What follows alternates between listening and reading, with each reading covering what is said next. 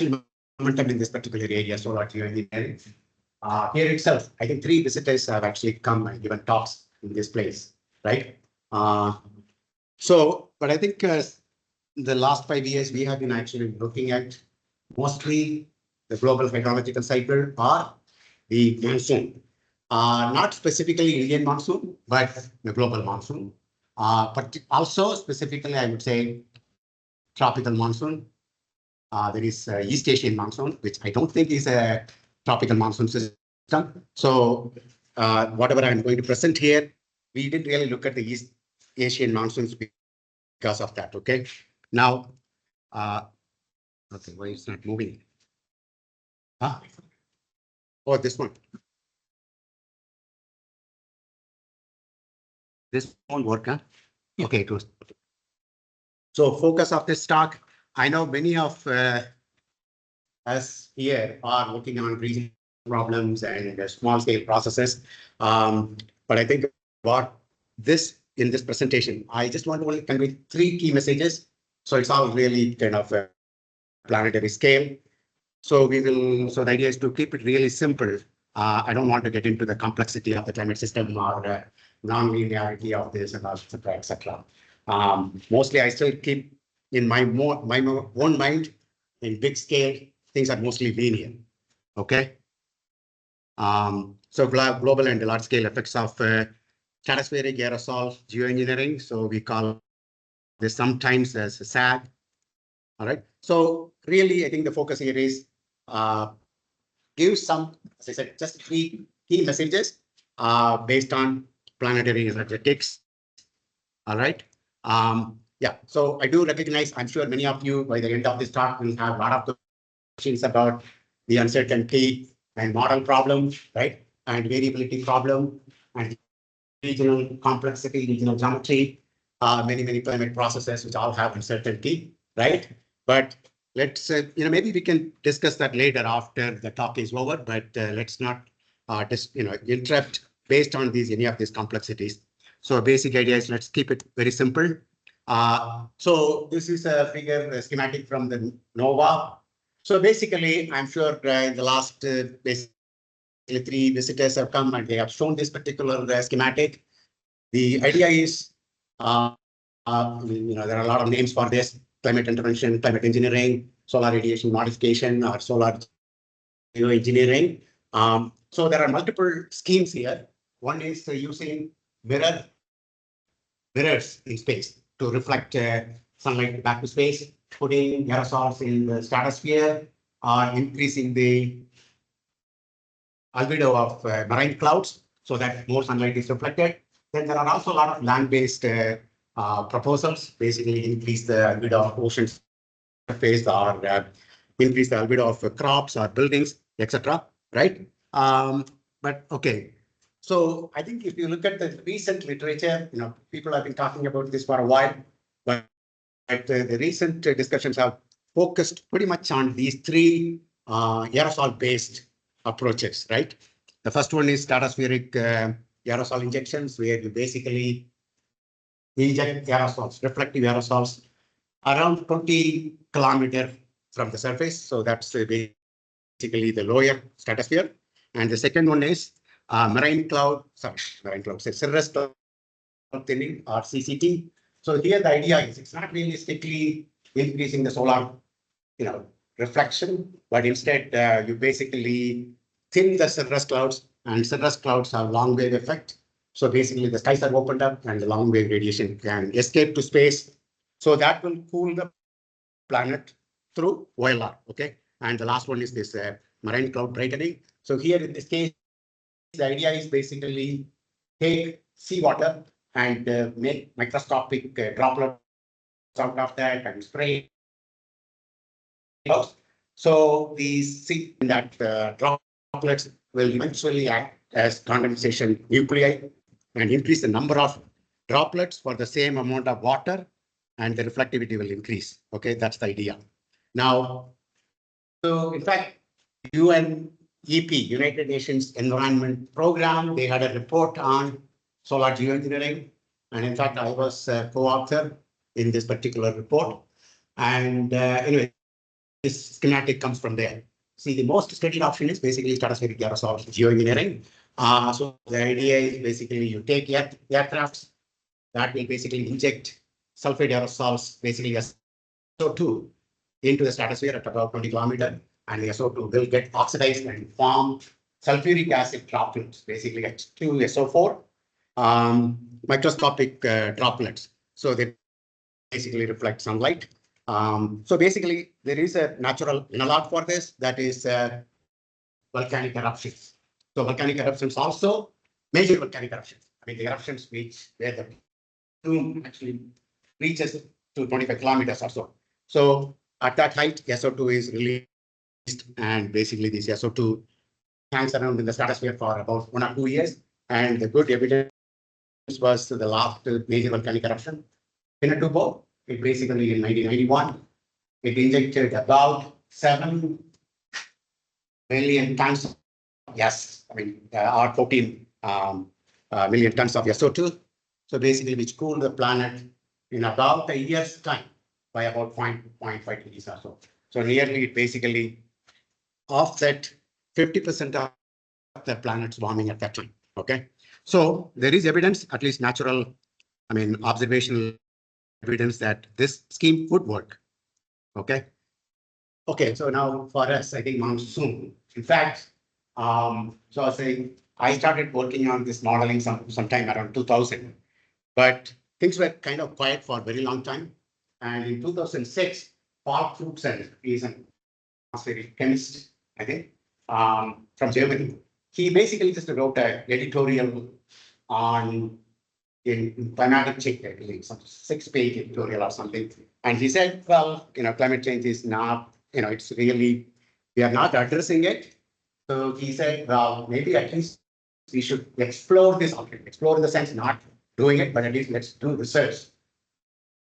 So I think that immediately people took that as, I think all researchers, climate scientists, oh, okay, Paul Crutzen has said, so let's all start doing research. So I think from that time onwards, from 2006, almost 18 years, now I think probably about more than 1,000 papers have been published on this topic. All right.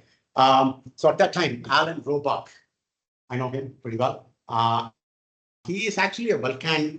He's a volcano expert. He has probably traveled to all volcanic sites and etc. So his group in Rutgers, they model basically the effects of volcanic eruptions. That's the specialty. So he immediately jumped into this because he can immediately apply that modeling tool to understand stratospheric aerosol geoengineering. And but anyway, I was not happy with this paper because this paper used something like 4 to 5 degree resolution model. And there are 2 panels here. This is rainfall change, tropical injection, and Arctic injection, right? So I can't really figure out anything in this. I don't really see any systematic change in precipitation other than many places in the tropics, there is a reduction in precipitation. All right. So he basically said both tropical and Arctic SOP injection would disturb the Asian and African summer monsoon and reducing precipitation and to the food supply for billions of people. I think that statement, made major headlines, and I think even today people talk about it. But I think in terms of science, this paper has very little. You can go and read the paper. There is really, it's a, because he's well known and he has done a lot of work on the aerosol stuff, stratosphere. So I was really wondering what is there in this paper. Also, if you look at here, Arctic injection, it's very hard to see. One thing I'm going to show in the later work that we have done, there is a systematic shift in the ITCC. That, in fact, it's very hard to see in this particular figure. Anyway, maybe because the model is actually very rudimentary model in many sense. It's a NASA GISS model. I think the development stopped many years back. Okay, so 3 mechanisms that are relevant to tropical monsoon. I think these are the 3 key messages so that you are well aware before I really get into each one of them. Interhemispheric differences in AOD. So specifically it is focused on this particular talk is focused on only stratospheric aerosol geoengineering. So suppose if you do stratospheric aerosol geoengineering and you put some kind of create imbalance in the distribution of aerosols, it could disturb the latitudinal position of the global ITCC and monsoon. So basically, like in the seasonal cycle, ITCC would move into the warmer hemisphere. All right. So the second one is global mean AOD increase. I mean, this is well known, but people typically don't talk about it. So global mean AOD would cause a decrease in monsoon rainfall. I mean, that is given because any warming intensifies the hydrological cycle. So any cooling would actually weaken the hydrological cycle.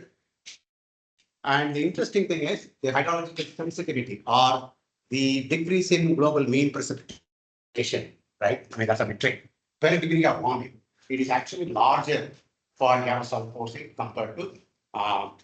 So we have done several work on this particular issue. There is an implication because of this particular difference. The hydrological sensitivity to sulfate aerosol is larger than for CO2. Okay. The final one, this is actually, we just had a paper recently in environmental research letters. So height of the aerosols. Does the, I mean, for long, I used to think, well, aerosols are reflective. So it should not really matter too much whether you put aerosol, let's say 25 kilometer or 15 kilometer. But apparently the height does play a role. That is because of this small effect. Aerosols actually, even though they are highly reflective, they do actually have, particularly if the aerosol size is slightly bigger, like a micron or something like that size, then the absorption coefficient is larger. So they pretty much it is almost like a greenhouse effect because then what happens is they can absorb thermal radiation, right? So in some sense, this is almost like a CO2 greenhouse effect. So we will see that this greenhouse effect is larger when the height of the aerosol layer is reduced, because in the stratosphere, when you go down, the temperature decreases. So the greenhouse effect really depends on the temperature of the background temperature, right? So it's a little bit complicated. I don't think we'll be able to explain that very clearly here. So later on, you can come back if any of you are really interested. Mechanism one, that is change in interhemispheric difference in AOD optical depth. So let's start with a very simple schematic diagram. This has been used now a couple of places. Yeah, this is the simplicity. So basically, if you put too much of reflective aerosols in one of the hemispheres, the ITCC basically shifts to the other hemisphere, right? So so similarly, if you just do it opposite, if you put too much absorbing aerosol, let's say black carbon aerosol, the ITCC would actually get pushed to the northern hemisphere. So you would actually get more rainfall in the northern hemisphere, right? So this is basically simple. In fact, we do have this even every year. ITCC moves into the warmer hemisphere every season, right? So this is exactly the same idea. Okay. Now, so in fact, I just when we were working on this, the IPCC report also came into 2021. So there is a statement in this. Decrease in global land monsoon precipitation from 1950s to 80s are partly attributed to human cause. I think this is very important. Northern hemisphere aerosol emission. They didn't say global aerosol emission. So they specifically identified the northern hemisphere. So I think there was long debate about the inversions of aerosol and what they are doing to the monsoon. I think only the latest IPCC report, at least I get a kind of clear, simple picture about what aerosols are actually doing to the monsoon.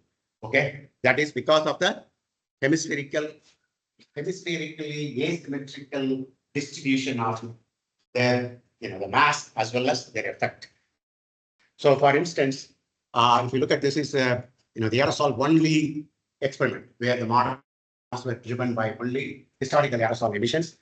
So this is the numbers they get. So the global mean aerosols are provided at 0.66 degree cooling, but there is a northern hemisphere actually cools more than the southern hemisphere. Right? So you can actually take a look at this figure in chapter 6. So basically, you are creating a temperature gradient between the two hemispheres, right? So this is the figure I took So aerosol effect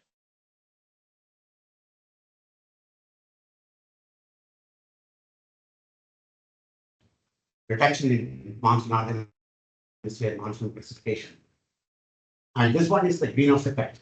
So basically, the idea was that from 1950s to 80s, the greenhouse induced warming and the aerosol induced whatever the interatmospheric difference in the aerosol loading, they offset each other. So the monsoon actually either had a very little change or there was slight decline. So basically the aerosol effect was dominating, right? So the projection is that after that, maybe later on, the idea is that, with time, the greenhouse effect will dominate, okay? So anyway, the key is, as far as monsoon is concerned, the historical aerosols, according to this report, their main effect is through the interhemispheric difference in aerosol emissions and, related temperature difference, okay? So then there was this paper in 2013. It was specifically looking at aerosols in the stratosphere, how they are influenced by major volcanic eruptions and the resultant AOD. So this IH is basically the interhemispheric aerosol AOD aerosol particle difference. So they actually identified this particular one, that is the El Chichon, that's a volcanic eruption in Mexico. It basically increased the gradient in AOD between the two hemispheres by 0.07, and they attribute that deficient monsoon rainfall in the 1980s to that particular volcanic eruption. All right. Now we'll just come to what we have done here. So what we did was in Ankara using CESM. Interestingly, they had done a set of experiments where they injected aerosols at different latitudes. But this data what said was, I don't know whether deliberately or not, it was pulled out very after this paper was published. Maybe it was very difficult to get this data set. So this is called what is called a single point injection. So basically they injected aerosols at equator, 15 degrees north, 15 degrees south, 30 degrees north, 30 degrees south. That was the experiment. At 1 kilometer above the tropopause or 5 kilometers above the different amount. So it was a multiple type of experiment. So what we did was we took this data to really understand whether the interhemispheric difference in AOD, how does it actually affect the monsoon, right? So here is the aerosol distribution. These are really injection experiments. These are not necessarily aerosol experiments. So here the aerosols are injected and aerosols are basically transported and they do all sorts of chemistry. But eventually, of course, you produce H2SO4. Yeah, you can see interesting thing. If you inject aerosols at the equator, aerosols are kind of uniformly distributed around the planet because of the Brewer-Dobson circulation, which basically carries the aerosol upward and then all the way to the pole. Okay. But if you inject the aerosols in one of the hemispheres, it's pretty much actually confined to that hemisphere only. So this is really a very good experiment to test this particular idea, how interhemispheric aerosol difference can affect. All right. So here is the result. It's so clear here. So what is shown here is the zonal mean precipitation change. So the blue lines are the northern hemisphere injections, and so the southern hemisphere injections are shown here by red. So you see the clear ITC share. So the precipitation increases in the northern hemisphere when you do the aerosol injection in the southern hemisphere, vice versa. All right. All right. So we also looked at multiple monsoon regions, and this was a very holistic paper. We looked at all monsoon regions, but with a specific focus on the Indian monsoon. So what you find, anyway, I have written the main result here. Over India, the main precipitation declined relative to that warming scenario. So basically, only looking at the aerosol effect could be close to 30%. You see this 28.5%. So in the case of northern hemisphere aerosol injection, the mean monsoon average over 10-year period, it actually decreases by 28%. And in the case of 15 north, the monsoon rainfall decreases by 20%. So that's a climatology. So the climatology itself decreases by 20 to 30%. which is really, yeah, I think, here the forcing is so big. So you are able to see a very, very clear signal, right? Okay. So I think around the same time, we also actually looked at the local and the remote effects of black carbon aerosols. So the way we did this was we basically took the present day distribution of black carbon aerosol and we just multiplied by a factor of 60 so that the signal is big. So usually you can find the effect. And then what we did was we did two more experiments where the aerosol increase was only confined to India or except India. So basically, when you increase the aerosol only over India, it's called local effect, right? So because you are increasing the black carbon only over India. And if you increase everywhere else except India, that's a remote effect. So this is actually very consistent with that result we just now saw. In this case, you are absorbing aerosol. So in the case of absorbing aerosol, the ACC should move into the northern hemisphere because you are heating the northern hemisphere now. So you see this, this is the remote effect in that experiment. And in fact, the local effect was actually a decline. And when you combine these two, in fact, you get an increase in precipitation in most places. So what it really means is, I mean, of course, the aerosol, current black carbon aerosol is minuscule, I would imagine, at the global level. I mean, what I mean is the signal could be extremely weak, right? But anyway, nevertheless, I think the total effect of black carbon distribution today over India is actually an increase of rainfall. I think that's what we find in that paper. All right. Now, I think this particular thing, the interhemispheric influence of this interhemispheric difference in the body seems to be consistent with several other studies. So we had a paper in 2018. Nalam, he is sitting there. He was a master's student. He did this work. So you can see very clearly in the case of Arctic geoengineering. In this case, what we did was we basically put the aerosols only in the Arctic stratosphere. So basically, the effect is really very much amplified in this case. You are really creating a very strong gradient.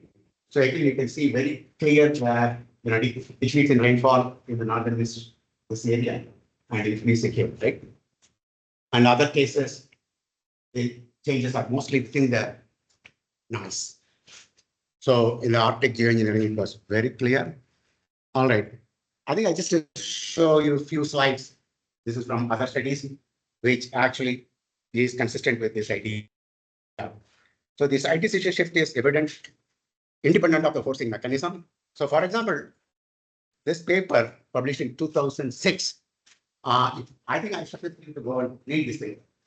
At that time, many people thought the tropical region variability actually has a bigger influence in the mid latitudes, and people rarely thought about some ENSO. ENSO creates global effects, right? So which is a tropical phenomenon. So there was very little literature on how mid latitudes affecting the tropical line, right? So this paper actually, what they found, apparently when they were developing the model, they had a bias. The bias was basically a warming bias in the southern ocean. And apparently they found because of that bias, there was a shift in IDCC towards the southern hemisphere.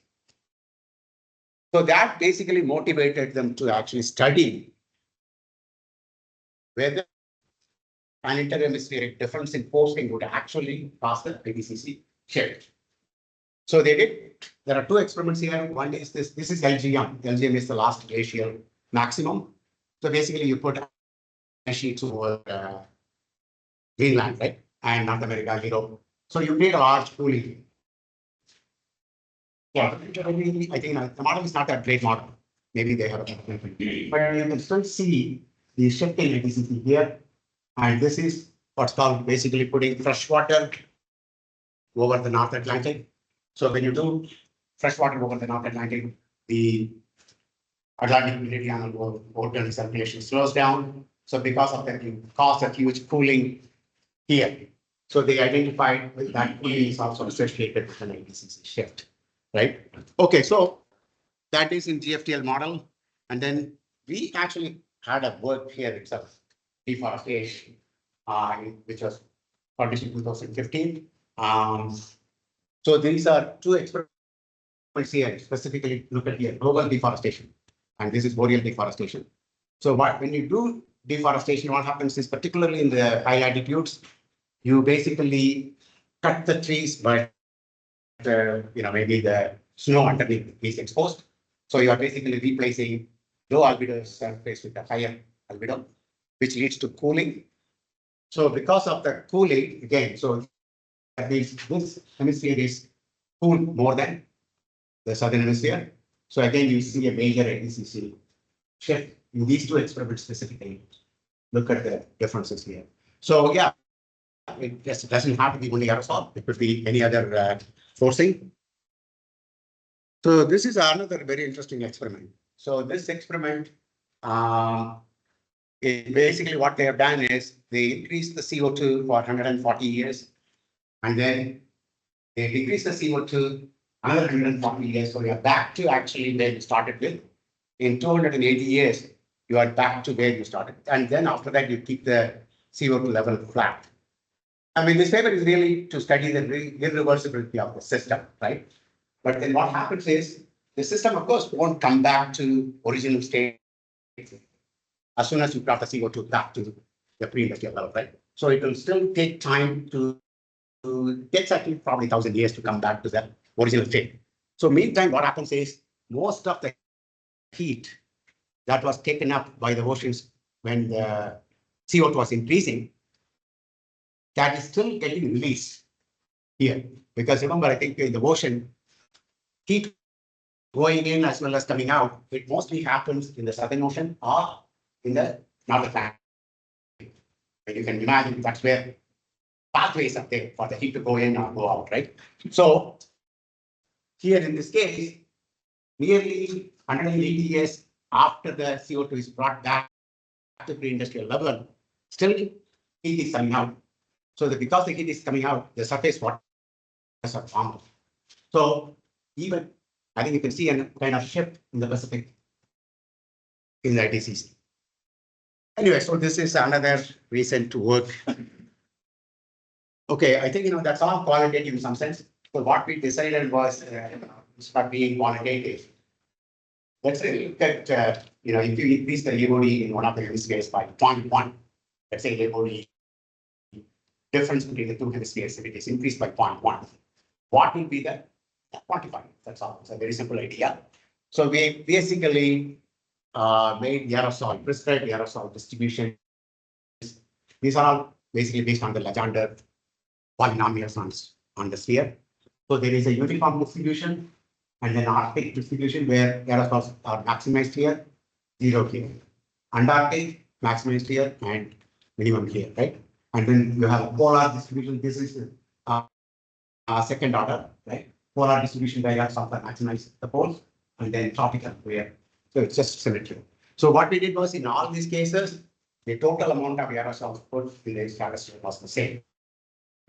Only the distribution is different, okay?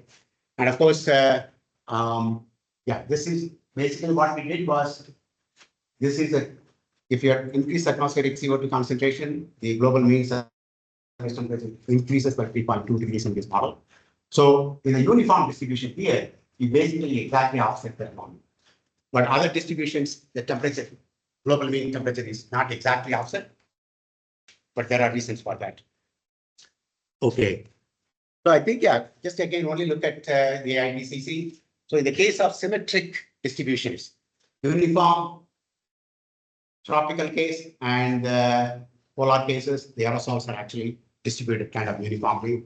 So you don't really see major, there are changes, we'll come to that. Still, there are some changes. There are mostly, they are decreases. You can see these are all aerosol effects. So there is a decrease, but big changes are seen in your Antarctic and Arctic simulations. So anyway, the main idea of this paper was to really quantify in terms of 0.1 AOD difference between the two hemispheres. So what we found was, okay, this is for the European summer monsoon index. and this is for the northern hemisphere monsoon index. This is the southern hemisphere monsoon index. So it's very clear. You can see when the northern hemisphere monsoon decreases, for that 0.1 increase in AOD gradient, you have an increase in southern hemisphere monsoon index.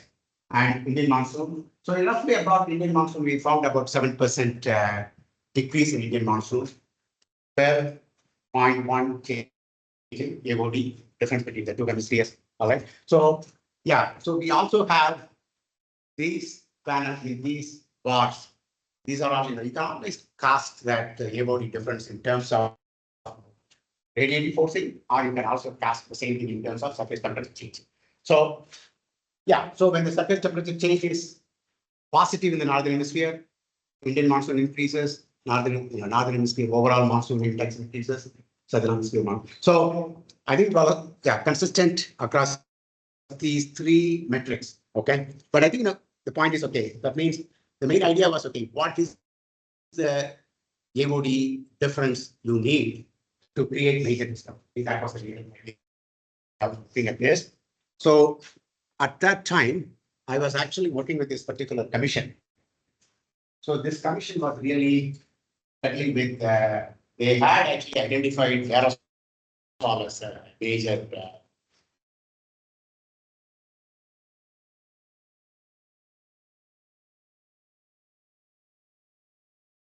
but I think the commission was struggling with what is the value we should set for aerosol. The problem with aerosol compared to greenhouse gases was that greenhouse gases are well mixed. So you can prescribe a number like 400 ppm. Okay, we should not exceed. But in the case of aerosol, what you could actually prescribe as a boundary that we should not cross. So I think I had at that time we were working on this particular problem, and I think simultaneously we got this number. Okay, aerosol, as far as the northern hemisphere monsoon index is concerned, if you increase the gradient by 0.1, you will basically get a rainfall change of about 8% or 6 or 7%. So 0.15, if you cross, the rainfall change could be about on the order of 10%. These are all numbers, not very accurate answers, but we just need ballpark numbers. Okay. So I think these two papers, which came out in Science Advances and Nature last year, I think so. This work provided some input into the aerosol boundary in terms of how aerosols affect the tropical monsoon. So the next is very simple. Already I told you that if you warm the planet, the hydrological cycle becomes active, particularly in the tropics. All right, the rainfall increases. The subtropics, of course, it decreases.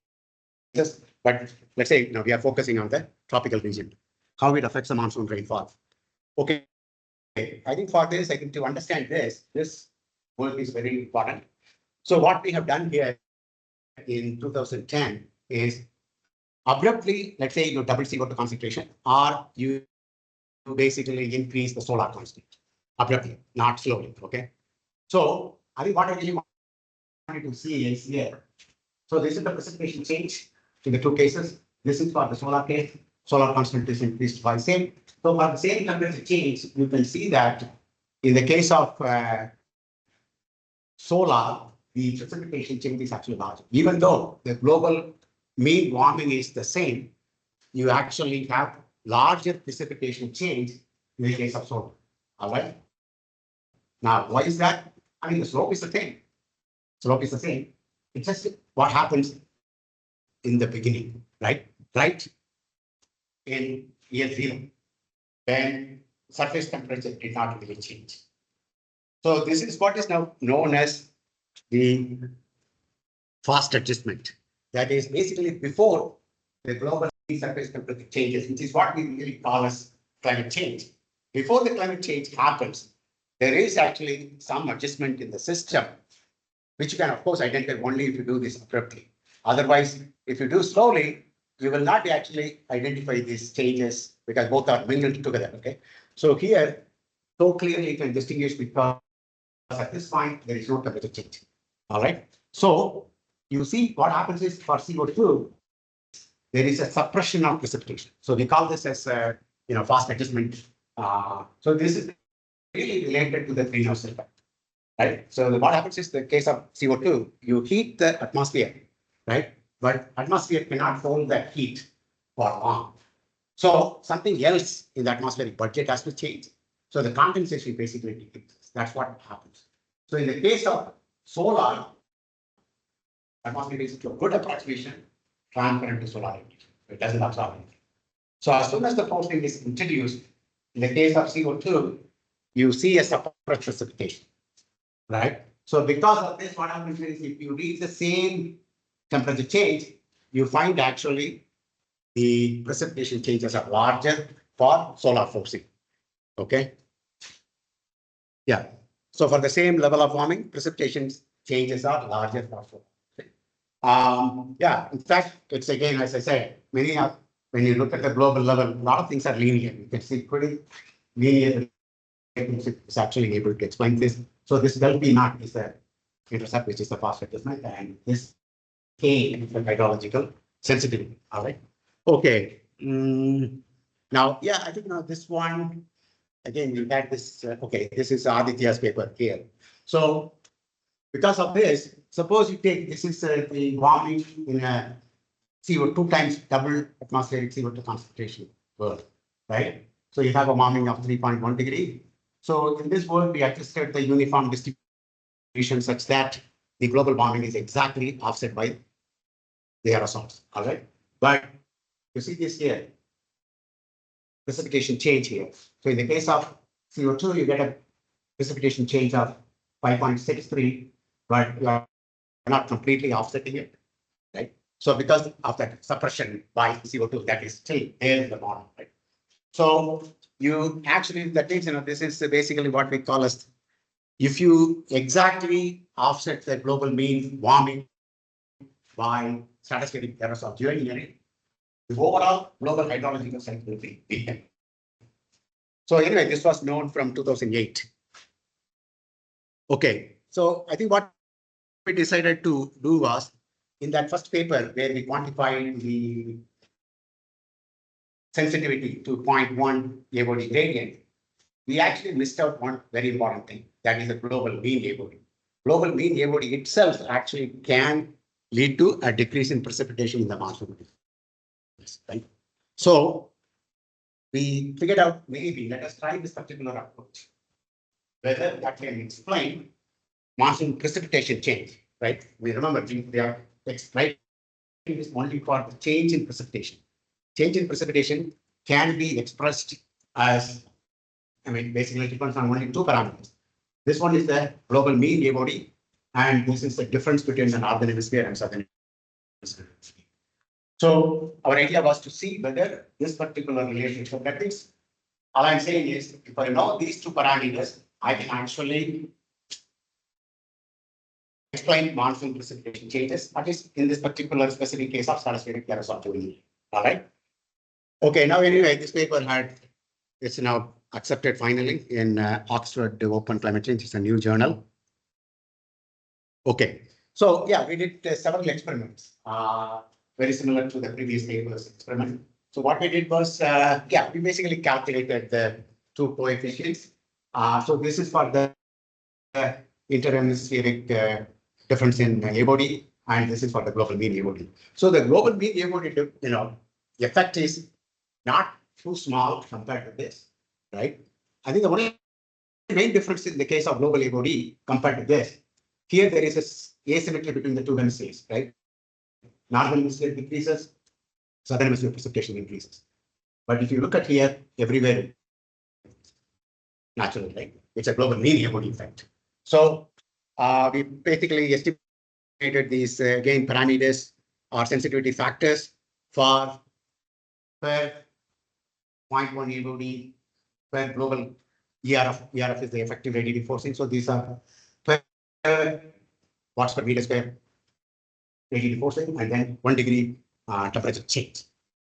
All right. So we did. Okay. So this paper, yeah. So we actually, whether this particular thing works, right? So we basically had one set of simulations where we estimated that sensitivity factors, and then we had a whole bunch of different type of aerosol distribution in different set of simulations, and applied that coefficients derived from the first set of experiments into this.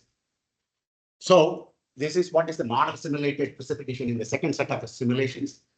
And this is the estimate using that particular two parameter formulation.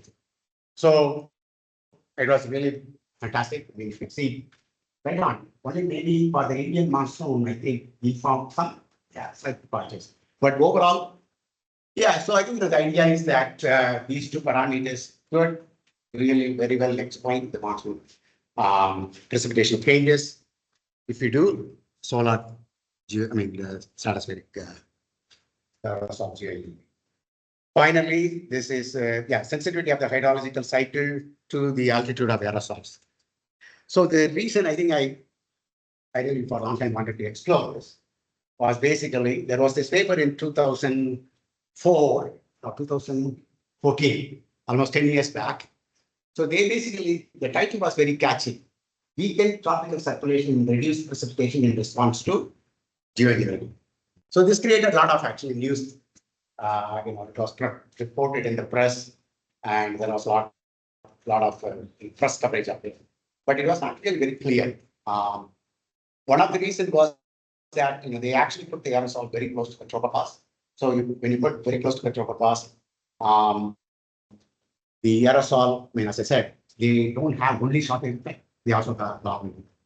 So if you keep it, that means you are keeping the top upper level, but right, that would actually stabilize the atmosphere. But yet, anyway, the paper was not very clear about the mechanisms. Because they did only one experiment, that was where the aerosols were all placed very near the tropopause, and they found they said, oh, the burning motion is weakened, and because of that, the precipitation could weaken. But it was not really, if you go through the paper, not clear how much percentage actually was the decrease. If they say, oh, precipitation decreased by 20%, that's really an alarming thing, right? But that was not clear. So what we decided was we basically wanted to look at that. But before that, also, in 2019, we had a paper in Earth System Dynamics where we actually put aerosols in 3 different heights: 16 kilometer, 18 kilometer, 22 kilometer. So in this paper, of course, we didn't look at the hydrological cycle. We were only looking at the efficacy of cooling, right? You put the same amount of aerosols at, let's say, 22 kilometer or 16 kilometer. Does it matter? Do you get the same cool? I think that was the idea of this work. And we found that higher you put, actually, you get more cooling. So this was, of course, a puzzle. Why? Right? You can see, the point is the radiative forcing itself actually decreases. It increases as you go up, right? Negative radiative force. So this cooling is also. So what this actually we found in this paper was that the efficacy or the magnitude of cooling is larger if you put the aerosols at, say, 22 kilometer or 16 kilometer for the same amount of aerosol. Okay. So why is that? So this is where the greenhouse, I think the greenhouse effect plus additional complication. We have not really figured out the contribution of each of these effects, like stratospheric warming, stratospheric water vapor increase. All right. So I just to show you the figure, what happens when you put the aerosol at 3 different heights. So this is 22 kilometer, right? So this is 16 kilometer. I think the main thing we noticed was there is a lot of water vapor in the stratosphere when you put the aerosols at 16 kilometers, very close to the tropopause, right? So the reason is obvious. I think what happens is when you are putting it very near the tropopause layer gets heated up. So that can actually provide a pathway to water vapor in the stratosphere, right? Water vapor, because it's available right here, right? But if you put it here, you can heat it, but you are not really. There is the water vapor source is not close by, right? So remember, water vapor itself is a greenhouse, right? The idea of putting aerosol was to cool, but by putting aerosols around 16 kilometer, you are actually introducing a lot of water vapor into the stratosphere. So this would partly negate the original intention. So the efficacy will get reduced. Okay. So that's how we explained that one there. So in the recent work, what we really wanted, the intention was really to look at actually what, whether according to the 2014 paper, it's a tropical water cycle will be weakened significantly. So we really wanted to actually see whether this has big impact on emerging regions. But it turned out to be a global paper because we found very little sensitivity to the height. I'll tell why. Even though the height has very big impact on the efficacy of cooling, but on the water cycle, it has very less actually, right? So little precipitation sensitivity to the altitude of sulfate aerosol layer. So as I explained before, sulfate aerosol layer has some greenhouse effect, right? This greenhouse effect increases and the cooling efficacy decreases when the height of the aerosol layer is reduced. So in addition to water vapor itself, the aerosol greenhouse effect could actually itself depend on the height because the background stratospheric temperature is different at 22 kilometers as well as 16 kilometers. So cooler the layer is, more the greenhouse effects, right? So there could be multiple contributions. So what we found actually was that there is an offset between this greenhouse effect related precipitation change and the efficacy related precipitation change. So we find actually very little. So I'm not actually going into the whole detail of this paper, but I just actually illustrate that with a schematic here. So yeah, the schematic here. So this is the stratospheric warming in 22 kilometers. I think these arrows indicate the greenhouse effect of the aerosol, right? So here you can see the arrow is bigger than this arrow. So here, basically the greenhouse effect of the aerosol is larger. In addition to that, of course, you get more water vapor in this case, right? And there is also a cloud loss. I might have actually shown you this cloud loss here. Yeah. So the cloud loss is larger in this case, which could actually compete with that other greenhouse effect, because here you allow more OLR to escape. Okay, so there are multiple things happening. So, but we didn't really find much sensitivity to the height of the aerosols on the precipitation. Okay, so here is how it affects India. So in the case of whatever this figure shows, only aerosol effect. All right. So what we find is 8.6% reduction in Indian rainfall when you put the aerosols at 22 kilometers. This is purely aerosol effect. Okay. Now, yeah, only a 2% difference between here and here. Okay.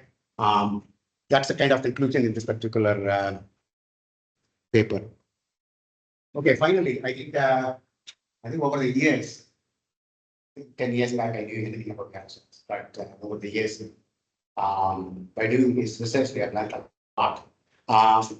Here is actually there was a paper this year, I think Journal of Climate. Okay, I didn't write the author. Anyway, I thought you can go and look at this. I think this paper really gives a very interesting picture. In the case of, let's say, this is a Pinatubo eruption where the planet cooled by 0.5 degrees. So what they say is, when, as I said, aerosol layer itself has a greenhouse effect, right? So that effect will become larger if the particle size becomes larger, right? Because then the absorption, long wave absorption, cross section increases. So in the case of Pinatubo, these two effects were competing, but short wave effect basically dominates. You get a cooling. I mean, you could also get, let's say, this is what they call a super volcano. Let's say you put really lots and lots of aerosol into the stratosphere, and if all that aerosol basically you are able to, let's say, create is very, very small particles, then what happens is the short wave effect takes, right? The long wave effect is still smaller, but this is an extreme scenario. Let's say all of the aerosol mass goes into bigger particles like this. You can actually heat it. The planet can actually get heated up. So, I mean, an entire range of possibilities. I'm sure mostly we know this. This is what happens. But there is always maybe 1 in a million possibility. I have no idea. But if you create that kind of layer, aerosols, even the reflective aerosols can ultimately lead to heating. Okay, so definitely. Okay, so these are the same messages, basically related to the interhemispheric AOD difference. I think what happened is after that experiment, now if you look at the recent papers on stratospheric aerosol engineering, all papers actually they inject aerosols at multiple latitudes. They actually try to make sure the aerosols are symmetrically distributed between the two hemispheres. So basically, this is what they do. This can be about injecting aerosols at the equator. If you put it in the equator, of course, I showed you, it kind of create nearly uniform. Right? Are in multiple latitudes. So there are people who always, when you give a bad news, they can always come up with a solution. So this is in fact a solution by David Keith. He said, "Oh, why you want to offset the whole planetary warming? You just offset half of it, so that the hydrological cycle is not terribly weakened." Okay, so that's an argument. Moderate solar geoengineering can help. And altitude, already I think I basically discussed the offset between slow precipitation, which is basically efficacy related stuff, and the fast adjustment. Okay. I mean, I know way forward, a lot of still things need to be, I think particularly, I think this would be an interesting work for people here. What's really the mechanism involved? I know I showed only the end result, but how does this happen? Maybe one has to look at it in a very extremely small time scale possible. Because we did actually do some time back climate change on weekly time scale that explain how the fast adjustment works. So something like that could be done for this particular ITCC shift. There is a lot of work we can do with the type of aerosol and size. So we do have some plans to do all of this. Finally, yeah, I think all of this work was really, I would say these were my current projects. So to execute projects, to get some money from the funding agency, and students were not really heavily involved in this. So basically, I hired postdocs. The postdocs will basically do the work so that answers come out, right? So these four postdocs, all of them really benefited, I believe. Krishna Mohan is a faculty in QSAT now. He's in Canada somewhere, and Manu is at home now, and Usha is a faculty in Atria University. And Aditya, you were provided some, I think, contribution, and these were the funding agencies. All right. So should I a little bit talk about Monsoon, or I have 10 slides? Are they you want to talk about Monsoon? Yeah, we complete that. I mean, this is totally different. Huh? The Monsoon today. I have 10 slides there. I'll just give a, but maybe if you want to tell more later, you can tell. So anyway, I looked at, I don't really follow, I mean, I do follow every day, but maybe 5 minutes. So this is basically from IMD's website, 13 August. So country level, I think we have about 5% precipitation above normal. And I think it was about 7.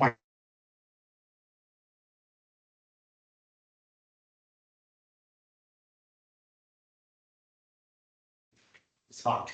And I think Monsoon has a great, right?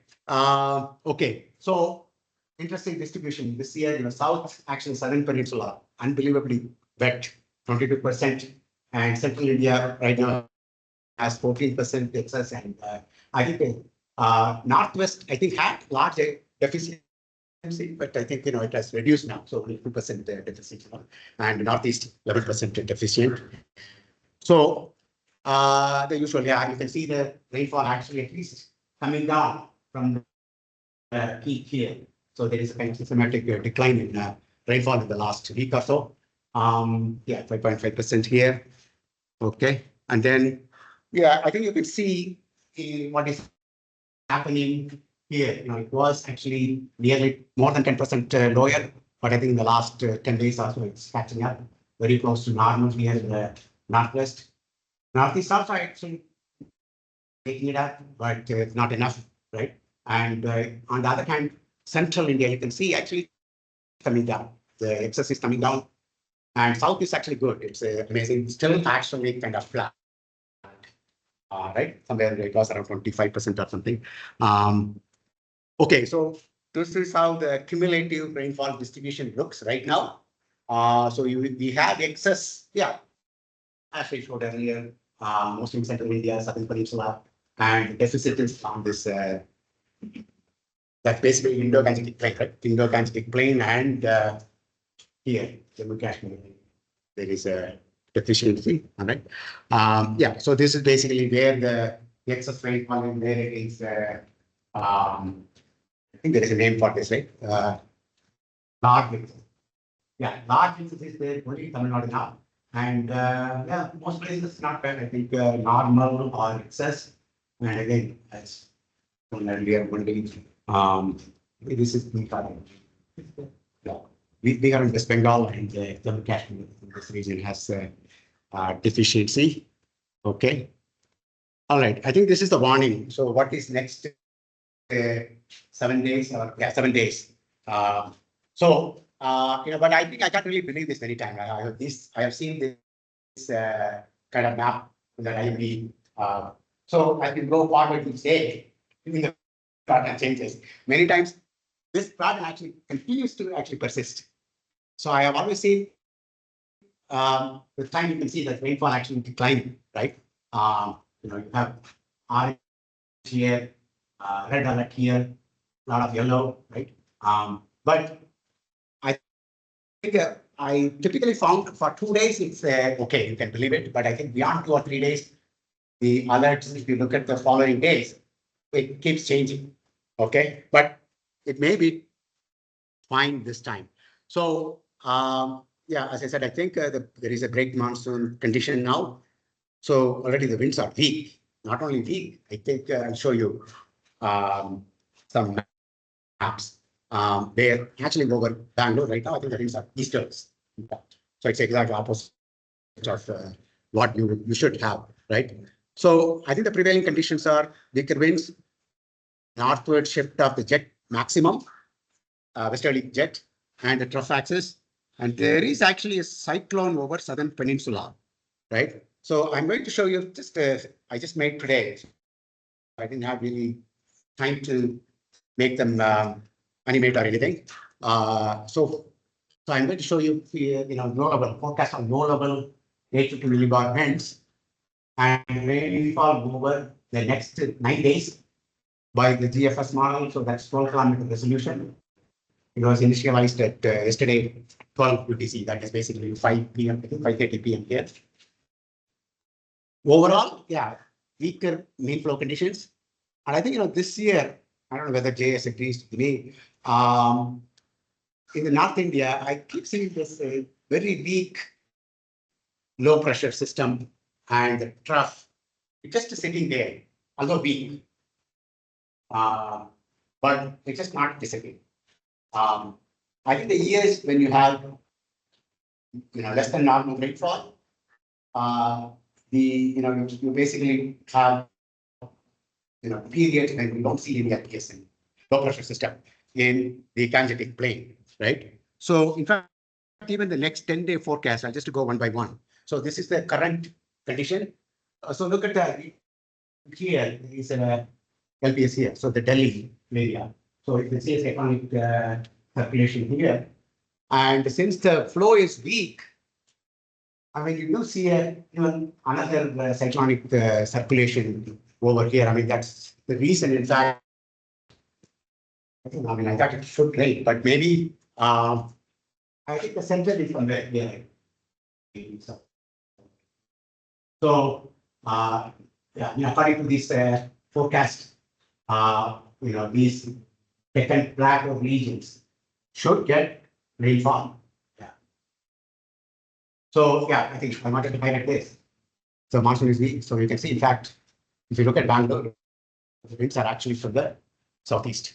And that may be a reason. I mean, today it is humid also, right? Humid. So, that may be the reason why it is humid. So this is tomorrow. So you can see again that system, it's still there. I think, there it is. the center here, but it's really weak. It's really very hard to really classify that as an LPS. Very weak low. But the point is, I think I look at mainly this particular flow. Whether you have a easterly here, there is a something like this. So you basically have a cyclonic shear region extending all the way from here to here. So synoptically, that should give a rainfall, but the thing is not strong, right? So that's why you see that green color light rain, not heavy rain like here, blue. But these are very light rain, but it's still there. That's because of that trough axis hanging around there. And then 16th, you still have that low pressure here in Southern Peninsula, and still you have that trough axis. All right. Then this is 17th, still it's there. Yeah, this one is an anticyclone. Okay. Again, I think you do still have that cyclonic circulation pattern in Southern Peninsula. So south should get rain, but also again, this is also a weaker cyclone. It's not an intense one, right? So you don't probably expect a big rain. So again, look at this on the 18th. In fact, again, there is even a cyclonic real circulation you can identify here. So it's really, I think the active monsoon with the excess rainfall years, I somehow find this the trough axis really not going. I think the break times usually, if I remember reading Slochana's paper, the western is really move all the way to north, and just they don't actually have a easterly flow here. That's but if you see this year, I think almost for a month, you see that particular easterly flow is always there. So the trough axis is always present. Also, I think, now I'm sure there was discussion about, let's say, monsoon depressions. Right? I don't think it's really needed, in my opinion, for active period. As long as you have this, maybe a little bit stronger, right? It keeps raining there. So this is on the 20th. Again, you can see that LPS here, but this one has moved into the Arabian Sea, and this is 22. So I'll just stop here. I think,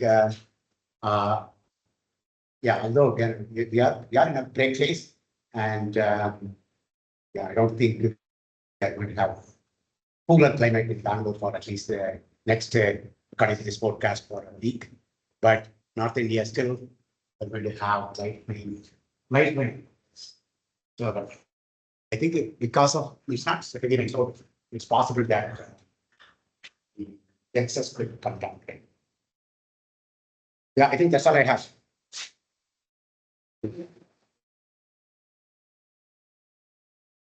Okay, any questions? Oh, trough axis. I mean, one can, of course, mathematically. Well, trough axis, my, okay, there it is. I don't really, as I said, I just qualitatively look at it. That's all, right?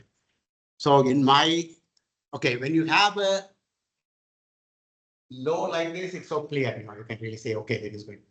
But the previous one, oops, 20th, and where is the back? Yeah, this is also actually the low is clear, right? Now, here also, I think now my thing is basically I'm looking for cyclonic shear in a very narrow region, right? So you have easterlies here, you have easterlies here. Yeah, say so that region where the winds are zero should be what? So you can the zero wind. Obviously, there is a transition from westerlies to easterlies. In this map, of course, it's a 12-kilometer resolution, so you don't see it. But technically, the definition would be the transition between westerly to easterly. You can draw a line here. I think that line would be the trough. It's basically low pressure centers. I mean, you can think of multiple low pressure centers connected together, something like that.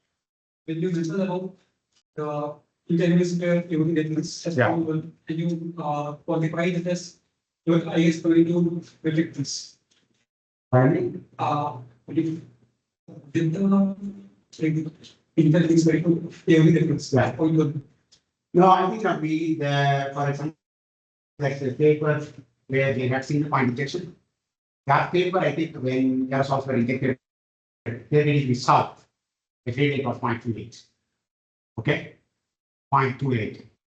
So, I don't understand the the question. question is how should they find this number? And you say difference of this. Between the two Yes, what's the calculation? Quick work for the calculations. Calculation, yeah, AOD, you just get average the AOD in the northern hemisphere, and then average the AOD in the southern hemisphere. How about the this quantity, the metric tons of silver? Oh, okay. In most of our experiments, we used 22 megaton of SO4. 22 megaton gives you, but remember, it's 22 megaton, I think probably gives you a fixed AOD amount, but the difference you could create by distributing the same amount, you could distribute differently, get a difference again 0.3. You can get if you put all the, let's say, AOD with only, let's say, southern hemisphere, you could actually create the biggest degree. But in the experiments we did, we had uniform or Arctic, Antarctic, or tropical, let's say. So the aerosols are actually distributed in both hemispheres. So it depends again on how you distribute it. So, for instance, say in that experiment, 5 distribution, Arctic and Antarctic had the biggest AOD grade because we were trying to put maximizing the ports. So obviously that by the time you reach it, you're already linear distribution. So it's very related to the northern hemisphere in that case. Right? Right? But I could have chosen a distribution where I put only in the southern hemisphere. Then I would have maximized. Of the size and nature of the aerosol. They Yeah. it's if we have, let's say, black carbon 6 kilometer, the injection of black carbon 6 kilometer injection. Yeah. Will then have a significant in the exact effect of No, black carbon is an absorbing gas. So it's not a reflecting gas. So in fact, you will keep the whole stratosphere, right? And there is a paper, there was one paper, but nobody would do it. It's in fact, let me see. I think it's more like a nuclear explosion or something. A nuclear explosion is supposed to actually put the bomb. It would actually throw black carbon into the stratosphere, and the effect will be still cooling because you are blocking out sunlight, right? So the planet could cool, just like the effect the aerosol put in aerosol is, whether it's absorption or reflection, you block the light that is coming in, and particularly you are also putting it in the stratosphere, right?